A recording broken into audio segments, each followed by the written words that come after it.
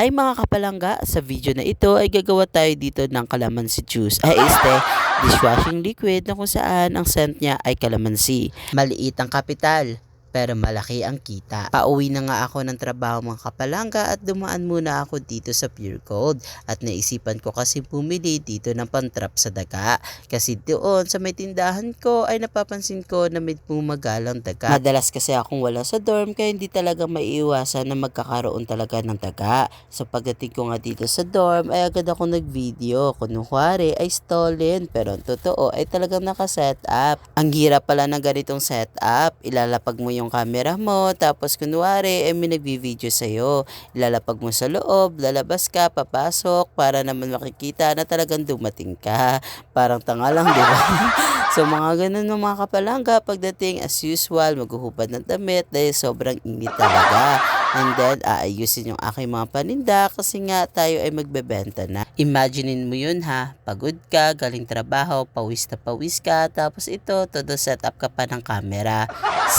Kalandian talaga. Char, ganito pala ang buhay vlogger. So pagdating ko nga ay sinet up ko na ang aking camera at ako'y nag-video para ilagay ang aking mga paninda. Ito nga ang ginagawa ko gabi-gabi pagkagaling sa trabaho, mag-ayos at maligo. Ito na nga pala ang binili kong mouse trap. Sana naman gumana. Kasi nga mahirap na meron daga. Sayang naman ang aking mga paninda.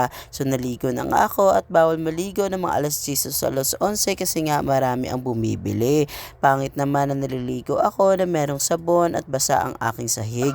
So ito nga pala ang aking mga skincare. Meron akong vitamin sunscreen at cream at saka meron akong niacinamide sunscreen na kung saan ginagamit ko tuwing umaga. Ito naman po ang aking serum at ang aking retinol cream na sa gabi ko naman siya ginagamit. At ito nga ang aking witch hazel na kung saan sinasaling ko dito sa bottle spray. Nakagamali nga ako dito sa paglalagay kasi nga dapat ang una kong gagamitin ay niacinamide serum pero ang nagamit ko at una kong nailagay ay retinol cream. Pero okay na yan, ganun din naman pa rin yan. Pinagsabay ko na lang para naman para aesthetic. Kaya after ko nyan ay naglinis na agad ako ng palanggana para naman ay makagawa na ng dishwashing. 2 taon na nga rin siguro ako nitong gumagawa ng dishwashing. Naalala ko pa noon na wala talagang bumibili sa akin. Nang pinost ko na sa social media o di kaya sa aking Facebook, ang unang bumili ay ang aking mga kaibigan. Sobrang tuwa talaga ako. Meron na rin siyang manual kaya hindi kayo mahihirapan. Ito po ang kanyang mga ingredient na kung saan sobrang dali lang siya sundan. Maliit lang ang naging kapital ko dito. Bawat gastos ko dito ay nire-record ko para naman malaman ko kung talaga bang meron akong kinita. Sa plastic bottle naman ay mura lang din naman siya. Kaya pag kayo bumili ay dapat maramihan na para tipid at lalo na sa shipping fee. Hindi kayo magagastos. Meron pa nga ako pala dito natirang dishwashing na natira noong nakaraan. Sa totoo lang mga kapalangga ay pagod na talaga ako niyan. Galing trabaho dahil nag-OT pa ako. Tapos pumunta pa ako ng Pure Gold. Nag-ayos pa ako ng tindahan at may mga bumibili pa niyan sa akin. Wala talagang kailangan kong gumawa nito kasi nga 3 na lang ang natira. Mahirap naman na kapag ako inaubusan at kapag may bumili sa akin at hindi ko sila mapintahan at kapag wala na at sa iba sila bumili at kapag ako nagkaroon na ay hindi sila makakabili dahil nga nakabili na rin sila. By the way mga palangga, ang tubig pala na ginamit ko dito ay tubig na iniinom o di kaya mineral. Ang una ko nga nilagay dito ay ang kanyang bubble enhancer. Dapat kapag gumagawa kayo nito ay dapat meron kayong kasama para naman sila ang tagahalo, ikaw naman ang tagalagay. Yan po ang lahat ng mga naging ingredient. Dapat mga kapalangga ay consistent ang inyong paghalo. Dapat hindi nyo siya tinitigilan para maging maganda ang kanyang kinalalabasan. Kaya ang best recommended ko sa inyo mga kapalangga kapag gumagawa kayo nito ay dapat ay meron kayong kasama. Sana all.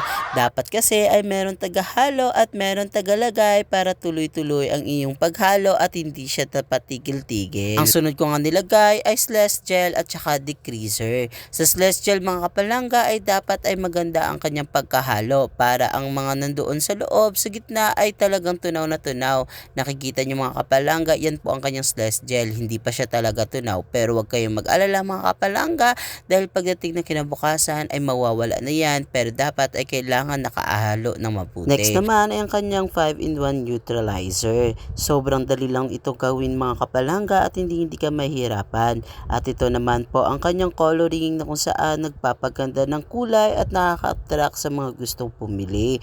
By the way mga kapalangga, ang scent po ng aking gagawin ay calamansi. Sobrang bango nito mga palangga, lalo na kapag ilalagay mo na ang scent ng calamansi. Perfect na perfect po ito sa mga gustong mag-business dahil maliit lang ang kapital mo pero malaki naman ang iyong tutubuin. Consistent pa rin tayo sa paghalo mga kapalangga.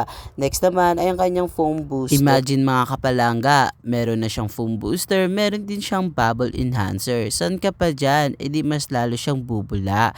Mga kapalangga, sa mga gustong bumili nito, nako, itry nyo na ito at gawin nyo siyang business. Nakikita nyo naman na talagang sobrang bulang-bula siya dahil dito sa ating foam booster. Next naman, itong asin. Hindi ko alam kung totoong asin ba ito, pero tinry ko siyang tinikman, lasang sabon siya.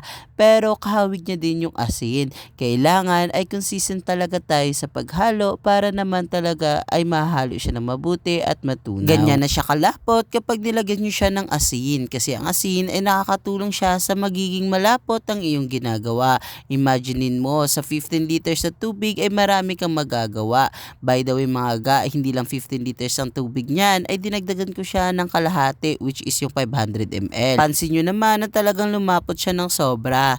Next naman, itong calamansi na kung saan ito nakakapagbigay ng pampabango dito sa ating ginagawa. Mga ga, sobrang bango po nito, lalo na kapag kakalagay mo lang. Haluin natin siya ng mabuti para naman magiging maganda ang kinalalabasan. Todo halo lang ako dyan kasi yung Celestial ay hindi pa siya natutunaw sa baba. Pero huwag kayong mag-alala mga kapalangga dahil kinabukasan ay mawawala po yan. Pero bago nyo siyang buksan kinabukasan ay dapat haluin nyo din siya ng mabuti dahil meron pang natitirang mga Celestial. Pero okay lang kahit hindi siya masyado natunaw.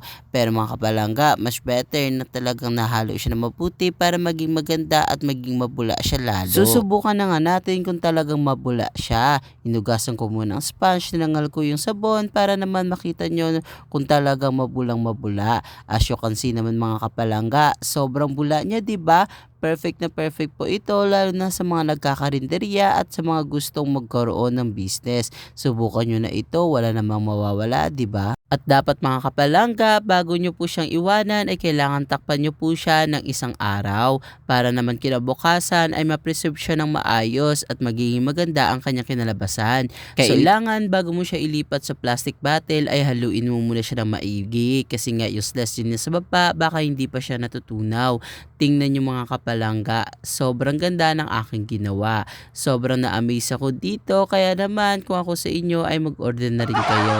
Char! Ngayon mga kapalangga ay suki ko na rin ang mga katrabaho ko sa office, lalo na rin po yung office mismo. Kasi sa akin na rin sila bumibili ng dishwashing. Natutuwa ako mga kapalangga kasi nga proven and tested na itong aking dishwashing. Talagang mabula at talagang walang bad comments mula sa kanila. Sobrang ganda na at hindi ka mahirapan lalo na sa paggawa.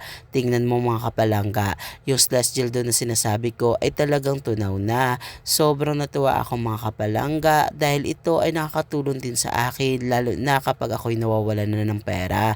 Kapag wala na akong budget, itong aking naging takbuhan, itong budget ko sa dishwashing, pero pinabalik ko rin naman. After nga nito mga kapalangga, ang mga natira niyan ay gagamitin ko pang dishwashing ko. Yan na po ang aking nagawa. Sa 15 liters na tubig at 500 ml, nakagawa ako ng napakaraming dishwashing. Bali 15 and then 500 ml ata plus 3 na natira. Kaya ako sa inyo mga kapalangga, sa mga gusto nito, itry nyo na. Ano pang hinihintay nyo? Babu!